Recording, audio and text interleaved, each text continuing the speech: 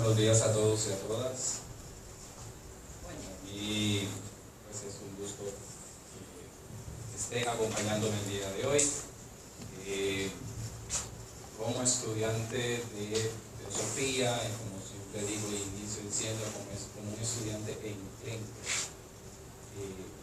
pues estoy aquí para presentarles hoy un pequeño, ya sería la conclusión de lo que es el rey David, ese personaje tanto histórico y presente en diferentes creencias. Para mí siempre es un honor pararme aquí, porque como estudiante me permite mostrarles a ustedes lo que he estado tal vez leyendo, estudiando, oyendo durante los últimos meses, porque lo que tengo acá es un trabajo de varios meses, de varias lecturas, de varias relecturas, donde he vuelto a explorar cosas que ya conocí. La Sociedad Teosófica tiene dentro de sus objetivos esta promoción o impulso hacia una unificación, hacia una unidad. Su segundo objetivo tiene lo que es la comparación tanto de religión, filosofía y ciencias. Y en su tercer objetivo tiene el desarrollo de lo que yo traduciría de mi manera y mi forma como de las mejores destrezas de un ser humano. La conferencia de hoy se centra, obviamente, nunca dejo por fuera el punto de la unidad, pero se concentra más en lo que es la comparación. Hoy voy a cambiar el formato, mi formato de hoy va a ser muy diferente por la cantidad de materia que es, o sea, no la podría leer, sería excesivo. Lo único que voy a tratar es como de ir abundando a nivel de conclusión de lo que es el rey David, hollando ese sendero de lo que es ese término que conocemos como iniciado.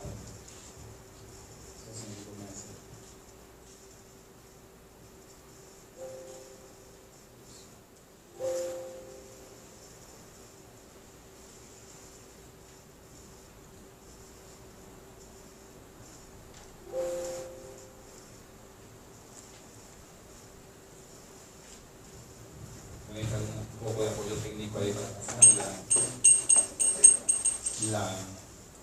la presentación. Vamos a pasarla. Previo a ello,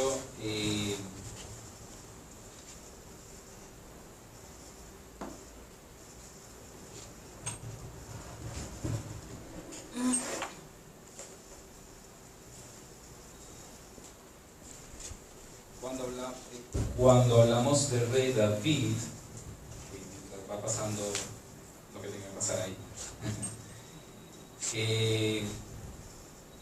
siempre este término de como algo como iniciado, este término de él como dentro del ocultismo, pues no todo el mundo lo va a apreciar. Sin embargo, el nombre del rey David ya va a aparecer en la doctrina secreta, nada más que lo va a tomar en cuenta. Entonces, para nosotros no podemos brincarnos dentro de los personajes bíblicos, y ese personaje juntamente con otros personajes. Tengo el símbolo de la Sociedad Teosófica en la parte de atrás, tenemos que casi se va a proyectar ahora, que es el símbolo de la estrella de David. Si lo buscan en el texto bíblico, no existe el término estrella de David, existe el término escudo de David. Desde ese término, desde ese escudo, ya presente en lo que es el judaísmo iniciático, ese judaísmo primario, ya sabemos desde el principio que solo la estrella de David ya va a presentar un misterio, ¿no? Va a tener algo encerrado, va a llevar a algo, va a suceder algo. Eso que va a suceder en la estrella de David tiene que ver, se me fue un poquito adelante, no importa. En la estrella de David tiene que ver con lo que se llama matemática binaria. Los que ya hemos estudiado teosofía, conocemos al menos en el símbolo de la Sociedad Teosófica se ve bien más definido que la estrella de David, que es más ahora un símbolo político que otra cosa. Pero en la estrella, en los dos triángulos tenemos pues esa perspectiva de lo binario entre lo espiritual amarrado con lo físico, cómo la voluntad se hace manifiesto en lo físico, o sea, esa relación de cómo de lo abstracto vamos a lo concreto. Eso es parte de lo que nos va a empezar allá a mostrar los frutos del rey David. El rey David comienza, sabemos por historia, quien lo termina o lo concreta o lo lleva a otro nivel un poco más alto va a ser Salomón, pero va a ser el rey David la persona que lo inicia. Cuando hablo de matemática binaria, la madre, el padre, tienen que estar los dos para que exista el hijo. Pero por ejemplo, yo tengo el imaginario de pensar la tarjeta de información que usted tiene en su computador, en su teléfono, una tarjeta que tiene el tamaño de una uña y puede guardar la información de una biblioteca del tamaño de este edificio. ¿Sabe cómo se logra eso? ¿Cómo yo logro meter tanta información en un espacio tan pequeño? Eso es una matemática binaria. Eso es parte del secreto que va a cerrar el símbolo del rey David. Así que desde el mismo inicio ya sabemos que sí, podemos estar hablando de que hay algo oculto en ello. Para estudiar eso, he dicho que he pasado varios meses releyendo y leyendo. He utilizado como base para esa palabra iniciado, porque si yo soy iniciado en español, pues yo he iniciado un café, significa que todavía estoy tomando y no he terminado de tomar café. O sea, significa iniciado es alguien que comenzó con algo, que está en ese proceso. Pues si lo uso desde esa definición sencilla, pero no es la misma definición sencilla que vamos a encontrar cuando yo hago la comparación entre todos esos textos. 2001 yo leí este libro que se llama Preparándose a reinar, de Godwin, y esa fue la primera vez que se me manifestó este proceso del rey David. Ese libro es meramente cristiano, tradicional, es un libro, ¿sabes?, bastante cotidiano, pero ya va a encerrar unos principios que nos van a llevar a cuestionar, a pensar sobre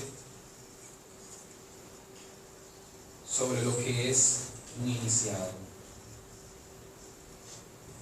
Para hablar de iniciación, obviamente los demás textos, yo creo que todos los que han estudiado o están comenzando a estudiar son textos bastante recomendables. ¿Saben? Lo que es el Bhagavad Gita es un texto por excelencia. Lo que es La Voz del Silencio, para mí es una joya de las más apreciadas. Sus libros que son cortos pero son llenos de un conocimiento vasto, y la más que dice mucho en pocas palabras. Creo que es una de sus artes que no lo hacen otros libros. Ahora bien, cuando hablamos de sendero,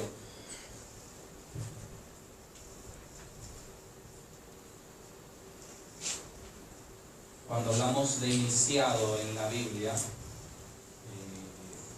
va a tener otros términos, va a tener esa parte que tiene que ver con reinar, todas esas palabras van a ser las claves en el texto bíblico, al menos los que estudian el texto bíblico. Ya entonces nos va a traer la vez anterior, ya yo había explorado que, por ejemplo, la palabra niño tiene que ver con iniciado en el Nuevo Testamento. Entonces ya eso cambia mucho la traducción de lo que queremos decir. Dejar que los niños vengan a mí, dijo Jesús. Entonces ya no nos sentimos que estamos hablando, ya no está hablando de una mera lectura emocional o más empática, sino ya está hablando de algo más de la índole espiritual. Entonces ya cambia. Cuando hablamos de iniciado, entonces estamos refiriéndonos a esos términos, a los términos tanto del reino de los cielos como el término que tiene que ver con el niño o iniciado. Para nosotros eso es importante tenerlo claro. Entonces, vamos a la historia, un poquito a la historia. La otra vez alguien me preguntó del mapa del rey David. Entonces, ahí tengo ya qué es el reino de David, hasta dónde se va a extender. Primero, Parte de las conclusiones de la vez pasada. El rey David va a unificar las creencias desde Moisés hasta su época, que es 1000 años antes de Cristo. Curiosamente es algo que también, si uno se pone a comparar qué está pasando en la India y en muchos otros lugares, van a encontrar textos que estudiamos aquí que se están dando también en la época. O sea que hay una cuestión de intercambio cultural. Entonces, recordamos que el rey David nace en Belén, va a ser ungido, llega al reino y entonces le va a tocar huir. Perdón. No sabía que estaban. Gracias. El rey David Aleluya. Va a huir desde, va a llegar al reino. O sea, según la historia que les hice la otra vez, comencé desde Belén, desde que él nace, hasta el momento que llega al reino, que llega, por ejemplo, al rey Salomón, pero no como rey, sino como asistente, ¿no? Y él va a llegar a ese punto. El rey David va a ganarse el beneficio de todas las personas, y entonces es donde él va a tener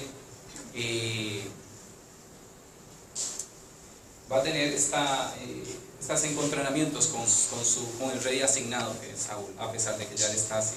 Él comienza entonces a huir. Él tiene que huir porque ya entonces Saúl, rey, va a tener el problema. Huye, y él huye hacia un pueblo que se llama Nob. En Nob va a estar, va a ser algo que es muy cotidiano en la literatura. Se va a tomar unos derechos de sacerdote, llega con hambre con su gente, o se mete en el templo y se come el pan sagrado. Esto va a ser algo que vamos a ver en otros textos literarios. O sea, lo va a hacer el mío Cid Campeador, y lo va a hacer el Don Quijote, y lo van a hacer muchos otros en su creación, ¿no? O sea, van a llegar a ese punto. Él se toma ese derecho. Y entonces tiene que huye a Adulam. Ahí tiene que meterse en una cueva, escapando de Saúl, y en esta cueva él pasa un proceso solitario, y volvemos otra vez a un fenómeno que ya habíamos estudiado anteriormente, la cueva. David también pasa por una cueva. David también llega a ese momento de la cueva, y él comienza en Adulam a buscarse a sí mismo, buscar su propósito, y ahí entonces un grupo de familiares, amigos que están más necesitados que él, llegan a buscarlo a él para que los dirija. Él comienza a juntar a este grupo que llega, arma un ejército de 400 soldados. Suena poco para la época, pero 400 soldados, de 300, 400, 500 soldados, eso es una guardia personal de un rey. O sea, él crea su ejército personal, sus guardaespaldas, nada más y nada menos que 400. Va a viajar a Moab, sale de ahí. En Moab, un profeta lo va a mandar a Judá.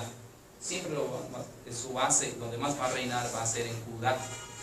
Si lo ven en la parte amarilla, todo es amarillo, está en la parte superior, ¿sabes? Donde él va a establecer su reino. Ahí se entera de que la ciudad de Keila es atacada, entonces él va a defender la ciudad de Keila. Pero él sabe que la ciudad de Keila es una ciudad leal, y él sabe que él la va a defender, pero que ellos no lo van a cubrir. Cuando él termine de defenderlos, ellos mismos lo van a entregar a Saúl. Así que él tiene que huir otra vez. O sea, él los ayuda y luego él huye. No lo toma personal, él sabe que esa ciudad es una ciudad leal al rey. De ahí entonces tiene que huir al desierto del Cid, y ahí va a tener la oportunidad de matar a Saúl 2 veces, pero no lo va a hacer. No lo va a hacer porque sabe que el ungido es Saúl, y entonces él lo que hace es pues lo amenaza o le deja saber que estuvo ahí, que tuvo la oportunidad y la dejó pasar.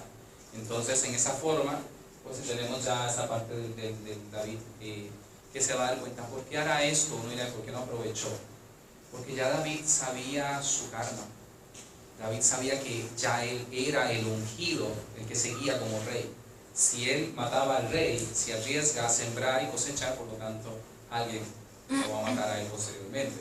Entonces ya él sabe jugar con esta regla.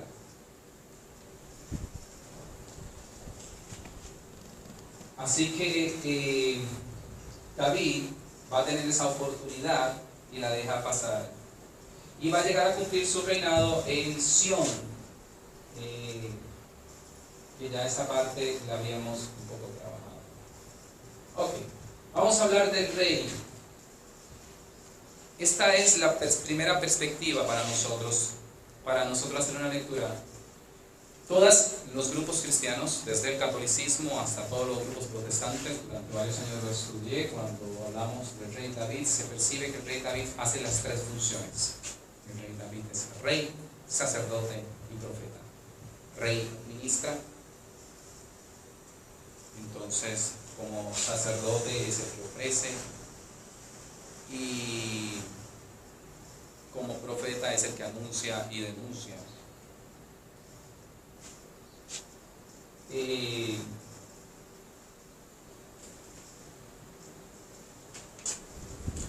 Esto mismo lo vamos a complementar con la literatura.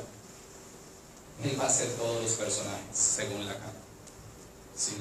Cuando leemos al rey David, nos vamos a dar cuenta que el rey David, muchas veces cuando es rey, es la madre y el padre. Esa es la división de personajes. También lo trabajé cuando hablamos aquí de la mesa redonda. Cuando hablamos de literatura, en la literatura, Lacan hizo una división de los personajes, y entonces siempre hay dos personajes, que es la madre, que es el creador, el que hace, el padre, que es el juez, el que dirige, el que rige. Entonces tenemos luego al mago, ese es el amigo, el consejero, el que ayuda, y tenemos después al héroe y el antihéroe, ¿sabe? Que son los protagonistas, los que actúan, los que hacen. Entonces en la literatura es donde vamos a ver eso. David, en su historia, es su héroe, o sea que él juega todas las bases. En un momento va a ser la madre, va a ser el creador, como lo dije al principio, él es el que va a unificar todo, y también va a ser el padre, va a ser el que va a cuchillo, va a obligar a que todo el mundo lo cumpla. Es sencillo, o sea, esta es la ley y la cumple todo el mundo, se acabó. También es el héroe, y en algún momento va a ser el sacerdote. Siguiendo a Lacan, tenemos entonces, uso Lacan porque en la teoría literaria se usa Lacan para lo que es el análisis de textos. Respetando la creencia de todo el mundo, tengo que analizar al rey David como un personaje. Entonces, ya sea personaje histórico, ya sea personaje ficticio, literario, o sea, tengo que analizarlo desde ahí. Entonces, Lacan me va a hacer como que este análisis del personaje, ¿no?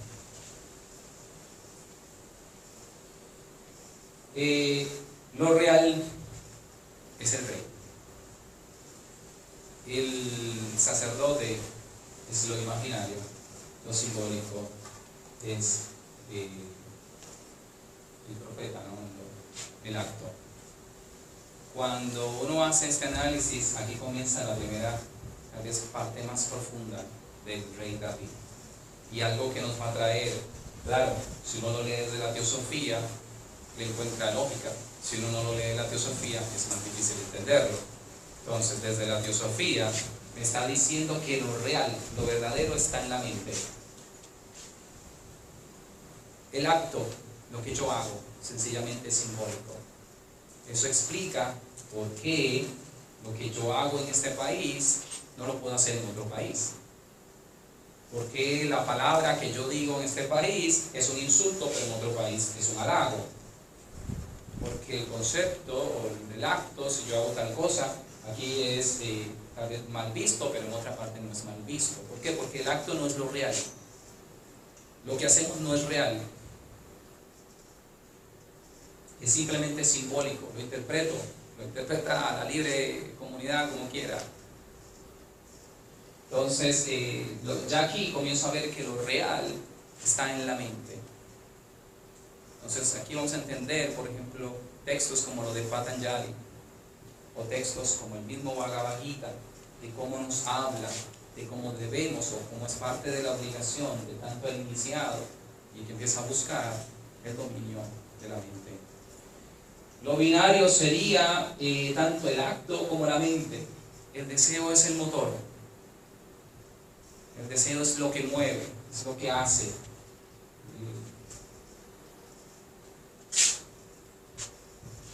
Desde entonces, quiero hacer desde la filosofía. No sé si se movió. Sí. Okay. ¿Se quedó igual o se movió? No se movió. Estoy en la cama, ok.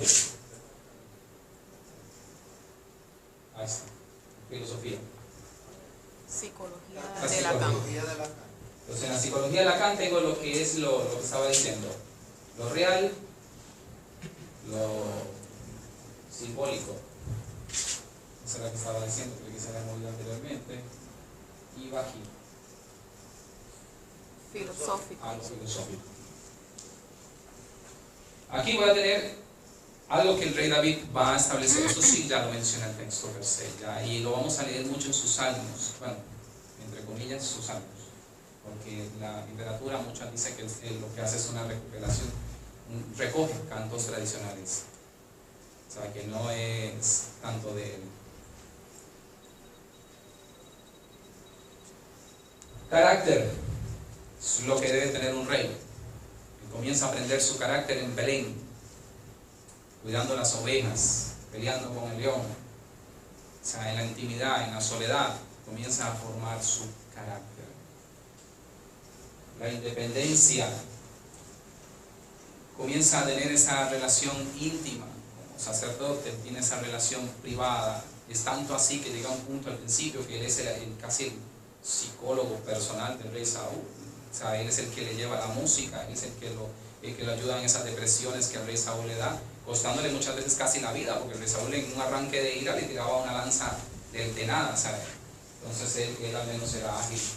Entonces así, tanto en Adulam como en Hebrón, los pueblos que ahorita vamos a ver, él va a estar siempre constantemente ofreciendo a Dios, va a estar trabajando en eso.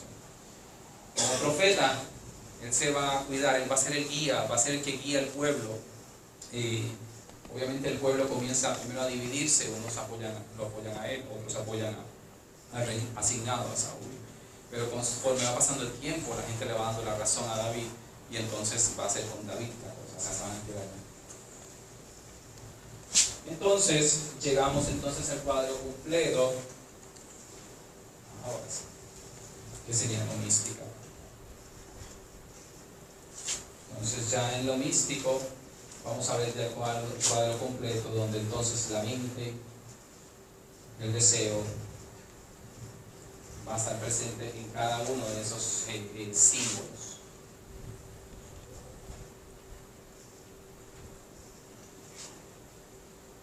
Profeta es donde va a hacer la acción, donde va a poner el acto. Como rey, él piensa en las leyes. Como rey, él establece, él recoge, él toma las leyes de Moisés, las vuelve a acomodar, las establece, dice cómo son los códigos, comienza a planificar, a hacer todas las planificaciones necesarias. Como sacerdote, comienza a motivar al pueblo para que construyan el templo de Jerusalén. Comienza a buscar todas las relaciones, pero como profeta, él actúa y pone en práctica todo lo que pensó como rey. O sea, ya aquí se comienza a dar todo este cuadro, tiene que darse por todo esto, por todo este proceso. Y sigo aquí, se me quedó pensando. Sigo después de aquí, la parte de lo que es un iniciado, ¿sabes? Él como iniciado. Él como iniciado, como rey, va a tener que innovar lo que es la razón. Va a tener que mostrar esfuerzos a la razón. Voy a tener que pedir otra vez la ayuda técnica para que pase la... Es un camino solitario. Es un camino que la voz del silencio lo va a marcar mucho. Es un camino que es individual, donde cada persona lo va a tener que hacer, trabajar. Dice iniciado ahora. Iniciado, rey, sacerdote, profeta. Exactamente, ahora sí. Iniciado. Eso es parte del concepto donde él son los conceptos de iniciado, lo que él va a tener que explorar, lo que él tiene que trabajar. Cuando esta conferencia se llama el sendero del rey David como iniciado. Significa que en el camino, por 4 lugares, por lo que es Belén, Adulam, Moab y hasta llegar a Sion, él va a tener que desarrollar sus destrezas personales. Estoy viendo al rey David desde niño hasta el día que pisa el reino que es coronado. O sea, después de que es coronado es otra historia. Este es el rey David subiendo a la montaña. ¿Cómo la baja? Yo creo que es una historia bastante repetida. La baja y la baja de caída de cabeza. Pero él la sube con esfuerzo. O sea, él la va a subir con esfuerzo. Entonces, como iniciado, él va a tener parte de lo que es revelar. Él va a traer ese conocimiento antiguo y lo va a revelar. Y obviamente a quien se lo va a revelar es a su hijo Salomón, porque va a ser Salomón el que va a ejecutar el trabajo. El rey David, como revelador, va a morir con muchos secretos. Va a morir con las manos llenas de sangre. Porque si hablamos de un personaje que es mencionado en 64 capítulos de la Biblia, más mencionado que Jesús en todo el texto bíblico, pero es el personaje más sanguinario. Entonces él no tenía derecho, o sea, él mismo sabe que pierde el derecho a él ser el que crea, al que ejecute. Él lo piensa, él lo planifica, él lo motiva, pero él no lo hace. Él lo ejecuta de ese modo. Esto de ser el revelador es algo que se va a repetir en el texto bíblico. Moisés sale de Egipto con un pueblo que tiene el conocimiento de Egipto, saben secretos de Egipto. Y él hace que el pueblo esté 40 años perdidos en el desierto hasta que muera toda la generación y entonces entren a la tierra nueva, una generación nueva sin ese conocimiento. Únicamente entren con el conocimiento que él les ha preparado. Esto del revelador nos va a hacer pensar en un personaje y va a ser bastante cuestionante más. Como digo, es algo que se repite en el texto bíblico. Entonces, puse una imagen de Prometeo porque es lo que hace, y estoy llegando a un personaje que se vuelve a repetir lo mismo que hace Moisés, lo mismo que hace David, y es por ejemplo Judas en el Nuevo Testamento. En cierto modo es el Prometeo, es el que le da al mundo el Salvador, es el que lo entrega. Si no lo entrega, pues entonces no se puede dar lo que se tiene que dar. Entonces el iniciado tiene ese sacrificio, ese autosacrificio siempre presente. Por eso algunos grupos no consideran a Judas tan malo, o no consideran a David tan malo, porque son los que revelan algo, es los que le dan algo a esto. Algo que sí es David es que él es la voluntad del pueblo. Él como rey tiene que alimentar su propia razón, tiene que alimentarse. Vamos a ver historias en la Biblia de cómo él comienza a hacer relaciones, cómo él comienza a conocer personas, cómo él comienza a hacer pactos, tratos, cómo él comienza a aprender de otros. Él comienza a alimentar su razón para entonces hacerse crecer, para crecer él. ¿Por qué? Porque no es él como persona, no es que él va a ser el más sabio, es que él es el encargado, él es la voluntad de un pueblo. El pueblo lo va a seguir a él, él va a ser un magneto, él va a ser el imán que mueva, va a ser parte de lo que es el círculo magnético. El círculo magnético es, por ejemplo, esto: usted llega a un lugar donde todo el mundo se está riendo, usted viene de mal humor, le apuesto que en 5 minutos usted se va a estar riendo, no sabe ni por qué, pero usted se va a estar riendo. El símbolo magnético es el trabajo en el cuerpo de deseo, en lo astral. Pues para trabajar en lo astral comienza en lo mental. El rey es el mental, el rey es lo que piensa. El rey tiene que llevar ese pensamiento al que todo el mundo lo desee, para que entonces todo el mundo lo haga. Entonces él tiene que llevar ese proceso. Él tiene que ser esa influencia magnética. Claro, cuando uno observa influencias magnéticas, lo más importante es poner atención a la consecuencia, porque toda acción tiene una reacción. Entonces, eso, David, es donde comienza a errar, igual que su hijo Salomón.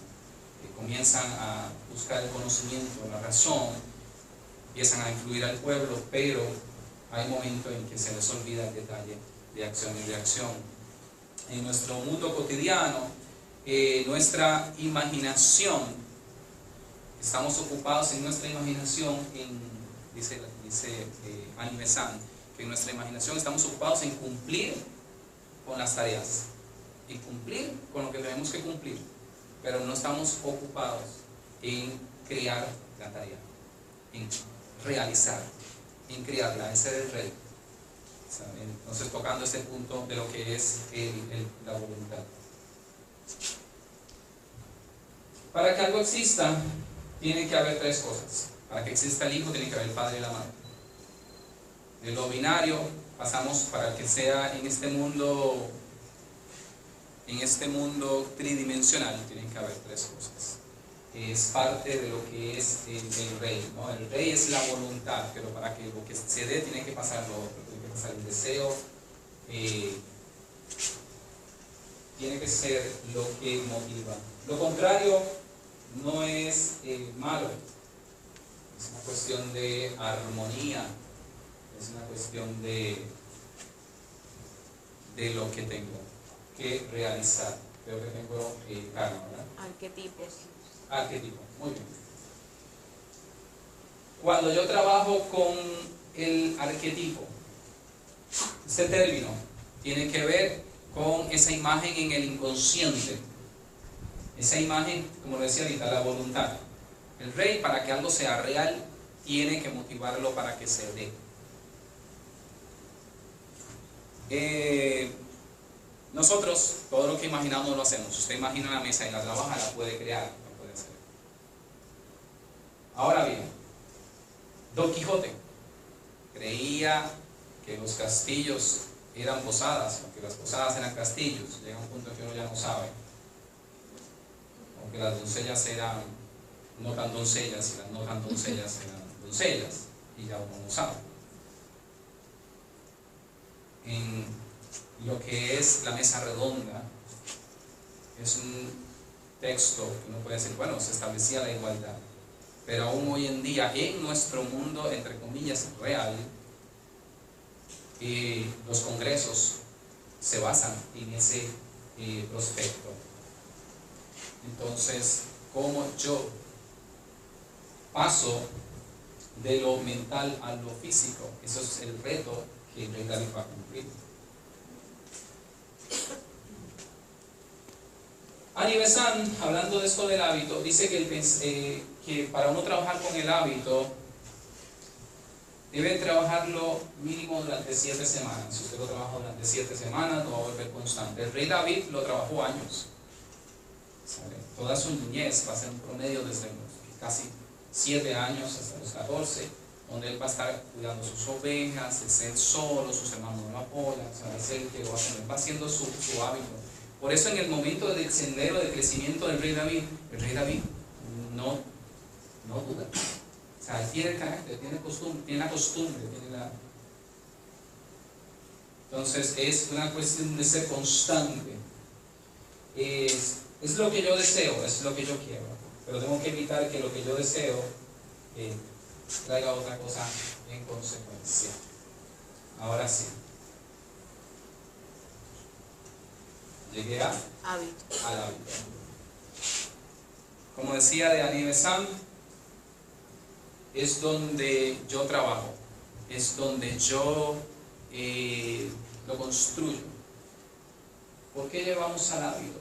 Estamos hablando que todo lo trabajo de lo mental, deseo, físico.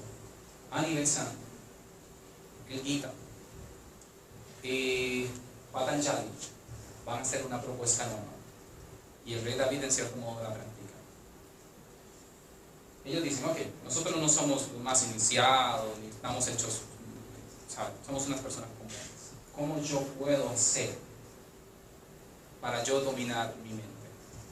Animesan dice, comienza desde lo concreto a lo abstracto.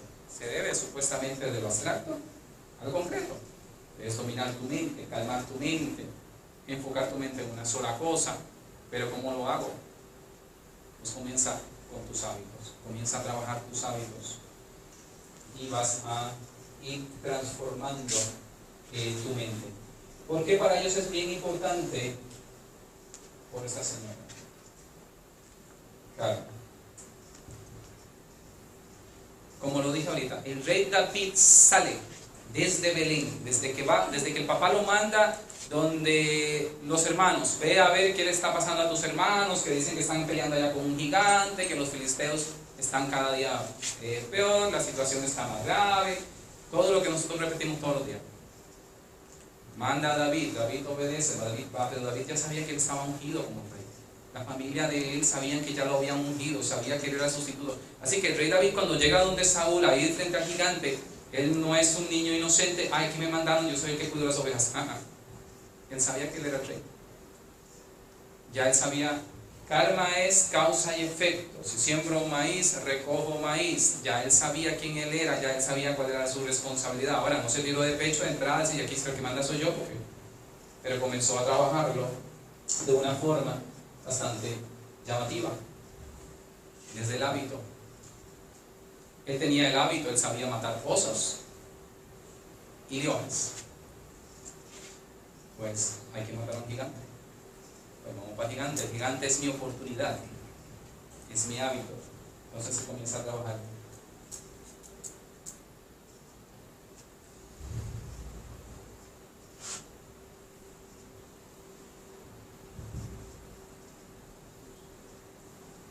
Se quedó un hábito.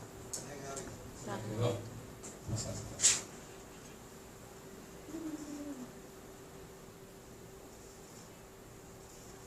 Karma. Estaba en el karma, que es lo que estaba diciendo la señora Karma, que lo trabajo con el hábito, es como yo lo modifico, como yo lo trabajo desde la perspectiva de la espalda. Esta es la característica que va a regir al rey David. No importa la tradición que usted lo estudie, todo el mundo le va a decir que el rey David es fiel. Fiel a Dios, fiel a su creencia, fiel a su pueblo. Y sí, lo va a hacer. Se va a equivocar, sí. Dice uno de sus años, si 7 veces te equivocas, 7 veces te levantas. Dicen otro, mi alma brama al Señor como los ciervos braman por el agua en un río. Él va a ser fiel. ¿Pero qué significa fiel? Fiel significa esos sinónimos, constante. Entonces, él va a tener todo este proceso. Esos términos, los que lo han estudiado, usted lo va a encontrar en el Gita, desde el capítulo 1 hasta el 8, una y otra vez.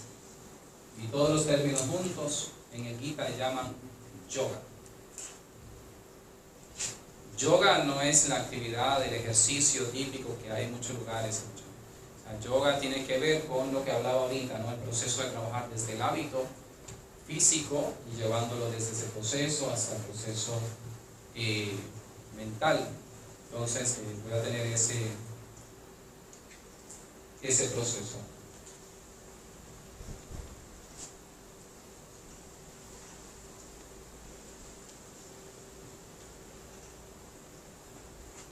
Y llegué a Belén. Perdón que me ha quedado un buen de catalán.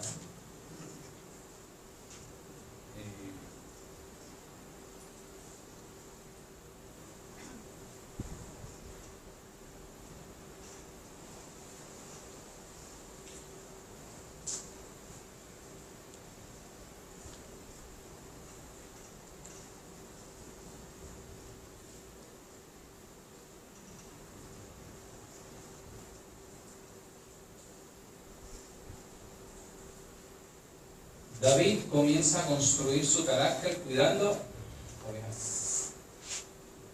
Este término de las ovejas todavía se utiliza en algunos grupos religiosos.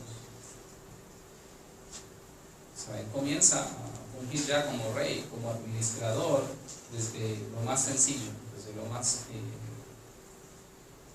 más cotidiano. Belén va a ser el símbolo de lo cotidiano, de lo regular, de lo normal. Él comienza ahí a trabajar con su mente, con las emociones. Es el hijo menor de 8. Entonces, él va aprendiendo ahí a hacer uno de los controles más importantes, gobernar su propio cuerpo, dominarse a sí mismo. Él va a trabajar con las acciones, va a trabajar con los hábitos, va a trabajar con sus asuntos personales. Y eso va a ser siempre lo que lo caracteriza. Sus hermanos lo estaban esperando quien escogían como rey, y él estaba trabajando con las ovejas. Adulán, en esta ciudad, él va a empezar es como el proceso tal vez más difícil de él, porque él tiene que huir del reino, tiene que ir a la cueva de Adulán. Él queda solo totalmente. Las personas que llegan a buscarlo no es para apoyarlo, las personas que llegan a buscarlo es buscando apoyo de él. O sea, él no tiene de qué dar y la gente viene a pedirle. Entonces, es el proceso tal vez más difícil de él, como iniciado, lo va a tener en la cueva de Adulán, es donde él va a tener ese proceso. Él va a tener ahí va a ir a aprender a tener algo que cuesta propósito. Él va a fundar cuál es su propósito. Es ahí donde se establece esa palabra clave en él. ¿Sabe? Él va a buscar cuál es el propósito que él va a tener que hacer. Aquí él va a aprender una de las cosas más importantes, que lo que él haga no es importante para él, es importante para su pueblo. ¿Sabe? No depende de él. Si a él lo matan, pues es él, pero él es el rey. ¿Sabe? Tiene todo un pueblo que lo está esperando, todo un pueblo que lo está necesitando. Tiene a un rey en ese momento en gobierno que no sabe nada más que hacer perretas, y el pueblo se está cayendo. Entonces toma la responsabilidad. Es el propósito lo que él reconoce. En este proceso él va a tenerlo en su primera práctica, que va a ser en Hebrón, donde ya él comienza a firmar ese pacto con lo que él considera lo divino. Él comienza a hacer el pacto de lo divino y dice, ok, yo tengo el deber de mi pueblo, tengo un objetivo claro. Se vuelve fiel en las relaciones con un objetivo claro. Entonces, él va a aprender cómo en ese proceso lo lleva a Sión. Sión es Jerusalén, técnicamente es la ciudad de Jerusalén. Los términos que estoy usando de Judea sí es el mismo lugar. Y el varón, puedo decir que sí, se mantiene casi en la misma montaña, es una montaña. Adulán, no estoy muy seguro que sea la misma. Y Sión lo mueve el grupo religioso que quiera y lo pone donde le guste. Si usted quiere decir que Sión está en el Viejo San Juan, pues está en el Viejo San Juan. ¿Sabe? Porque eso, cada grupo lo va a cambiar. Sión es este momento, Sión es ese instante grande. Coloco una imagen de un río, el poder del agua, porque cuando él llega a Sión, el rey David al principio es invencible, y es donde él extiende su reino. Él reconoce y él entiende que la unidad es la fuerza. Él se comporta y comporta a su ejército como el agua. El agua no puede ser destruida. Un principio también espiritual. Nosotros no morimos, dice Bhagavad Gita, capítulo 2, le dice Krishna, Arjuna, cambia tu ropa, pero tú no mueres. Y eso te da la mentalidad de invencible. parte de lo que también David comienza a experimentar. Él comienza a ser el rey. Él comienza a llevar a su pueblo a una extensión y lo va llevando hasta el punto que lleva allá. Él aprendió ya que los problemas son oportunidades. Él ya aprendió de que no importa lo que pase, él es una buena oportunidad para fundar. Todo parte desde la imaginación para el rey David. ¿Sabes? Si él lo piensa, él tiene que transmitirlo y hacer que los demás lo deseen para que al final todo el mundo lo haga. Lo importante es cómo yo domino mi imaginación y no es el motor. ¿Sabes? Está en el medio. La mente debe ser el que lo construye y el otro el que lo ejecuta y el deseo el que lo motiva. En nuestra vida real, cotidiana, y no es nada extraño también para el rey David, el entretenimiento es lo que mantiene nuestra mente ocupada. Esto lo digo también en estas lecturas. Llevo 3 meses estudiando todo lo que es con respecto al rey David. Yo soy licenciado en este proceso. ¿Qué va a ser este sendero? Belén, Adulán, Hebrón y Sión. Ese caminito. Después de Sión, el rey David cae como todos. Entretenimiento. El rey David deja de ir a la guerra. Ya rey, ¿ya para qué? Ay, manda a otro. ¿Quién es mi mejor capitán? Siempre tú. Tú vas a dirigir el ejército, ya no soy yo. Aquí es donde el rey David comienza a cambiar. Deja de ser la mente, deja que otros piensen. Entonces, el rey David comienza a alejarse del proceso de la mente y del acto y se mete en el deseo. Un día en su castillo, haciendo nada, entreteniéndose, porque es lo que hay que hacer los viernes en la tarde, es lo que hay que hacer los fines de semana, entretenerse. Simplemente mira por la ventana y mira a la mujer de su capitán, de uno de sus capitanes, no la mujer de otro, de ir que limpia, no, tenía que ser el del capitán.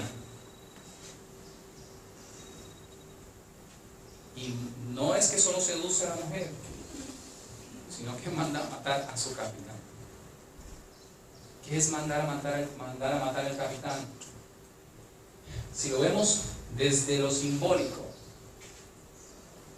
desde la cama, él era su mente, pero ya él no va, mandó al capitán, manda a matar al capitán, pues él está matando su mente. Él manda a matar a su propia mente. Se queda con el deseo. Y desde ahí el rey David comienza a venirse y picada. Annie Besant dice, es mejor que tú tengas una pequeña idea que seguir las grandes ideas de Dios. Por ello, o ya para ir terminando,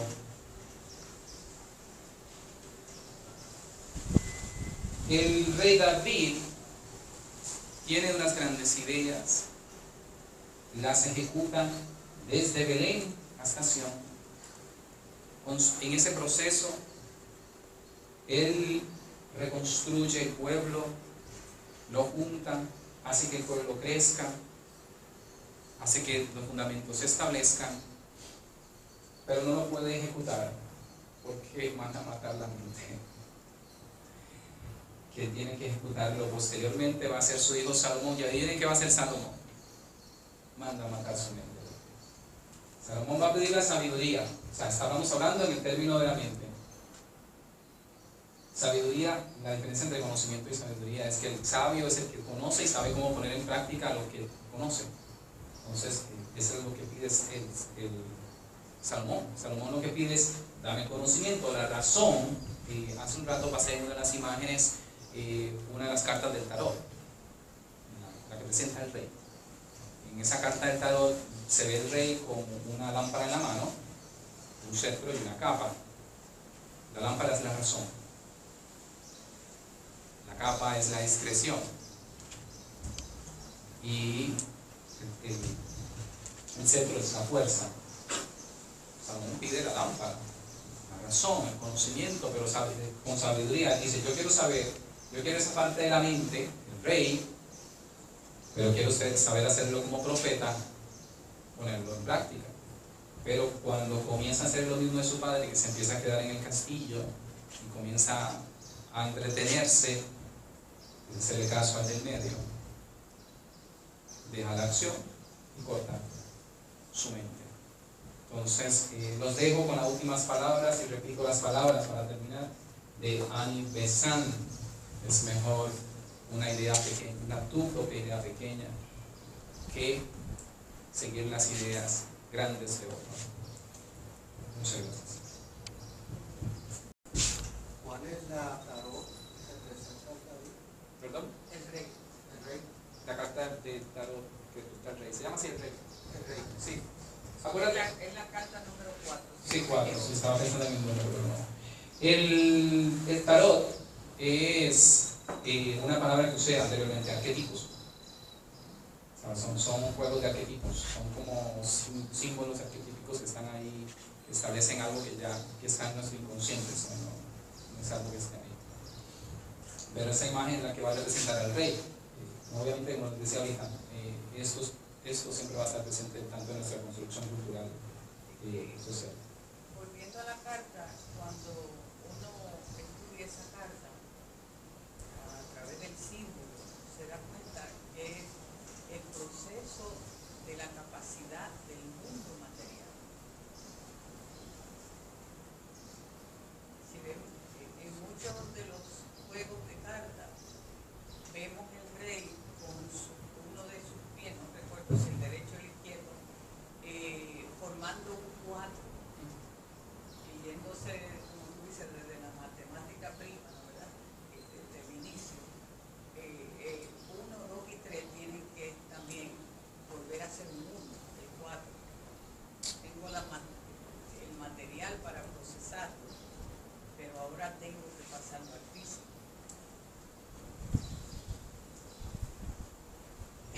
Dejo este cuadro de cierre porque, como lo decía al principio, cuando yo estudié el libro Aprendiendo a Reinar de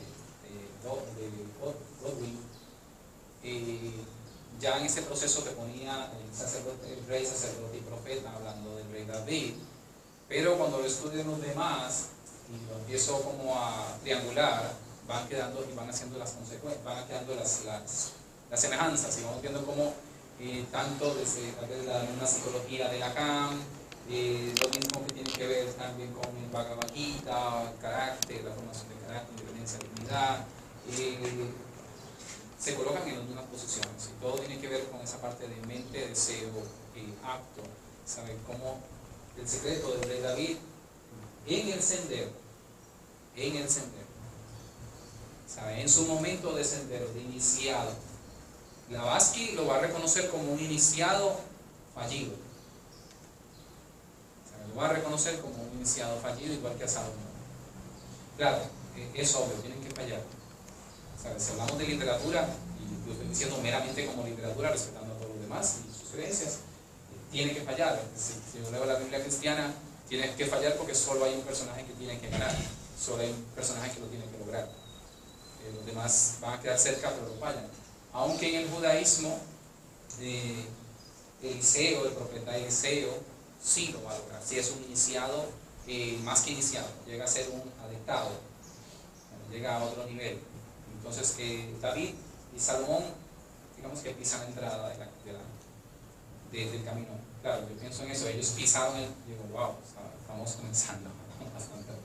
A menos en mi proceso personal yo diría, wow, si ellos apenas estaban comenzando y fallaron, uno sabe que este camino es difícil, como lo dice Blavatsky, ¿no? En La voz del silencio, Blavatsky habla de este proceso, lo que a David le va a pasar en Sion, Blavatsky lo va a hablar en La voz del silencio, va a decir que el problema del conocimiento es que olvidamos que en esa flor, debajo de la flor, hay una serpiente, y eso es lo que le pasa a David y a Salomón, olvidan la serpiente.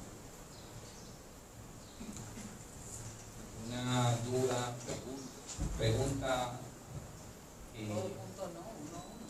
Me asustan, el silencio me asusta. Lo busco, pero sí. Hay un rol muy importante del profeta, ¿verdad? Que saca a David de su ensueño, ¿verdad? Cuando él estaba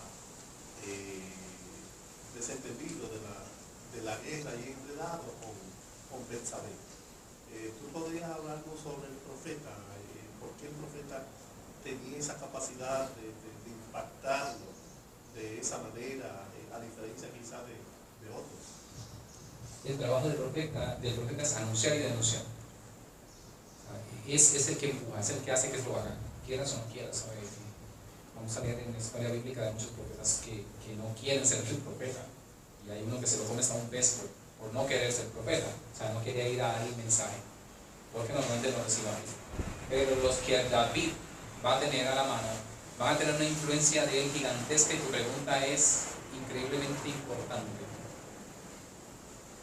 porque David estudió en la escuela de los profetas de Samuel. Él tiene cierta formación, sabe como los demás profetas. Había hablado la vez anterior de la escuela de los profetas de Samuel. Es una escuela que no se habla mucho, no se dice mucho. En la Biblia meramente se menciona, pero es la formación. Entonces comienzas a ver profetas como Eliseo que resucitan muertos y utilizan técnicas que hoy podríamos reconocer, qué sé yo, desde RCP hasta técnicas de curación de manos. Ellos van a tener eso. Ellos van a tener cierta influencia con David, porque David sabe, conoce, estudió, sabe dónde estudiaron ellos, saben de dónde vienen y tiene eso. Entonces él va a tener esa influencia. David se equivoca, como toda persona. Por eso le dije lo del Salmo: 7 veces me equivoco, 7 veces me levanto. Pero él tiene claro su propósito. Él tiene claro su propósito. O sea, en su nivel personal se equivoca varias veces. No solamente con pensar, mandar a matar al capitán. O sea, va a cometer otros errores crasos en el momento, ¿no? Llega un punto que en la misma historia ya no es historia, el pueblo de Jerusalén llegó al punto que de verdad estaba en una necesidad que se dice que llegaron hasta el punto de canibalismo, porque él estaba ocupado en buscar el material para el templo, que no lo construyó, y se había olvidado. O sea, que en su carácter personal se olvida, pero en su propósito no. Claro, tiene un grupo que estudió con él, que saben cómo, saben dónde golpearlo a que logre eso, y lo haga, y accione.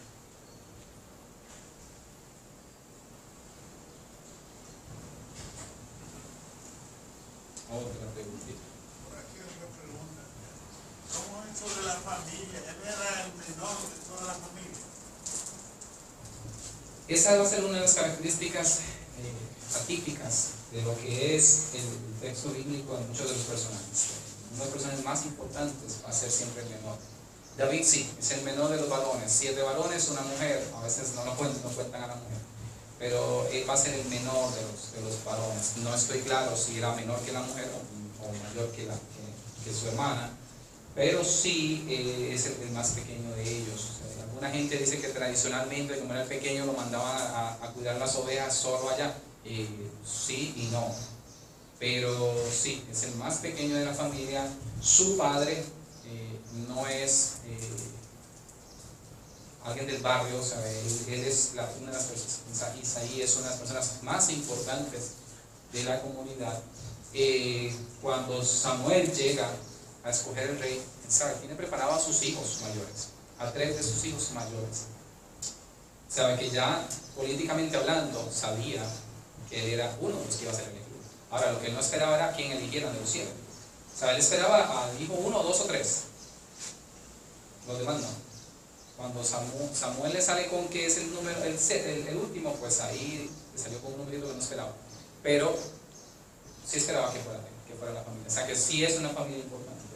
Se dice que David es la descendencia de Jesús. Tanto María como José son parte de la misma familia. María y José son primos, así que son de la descendencia de David.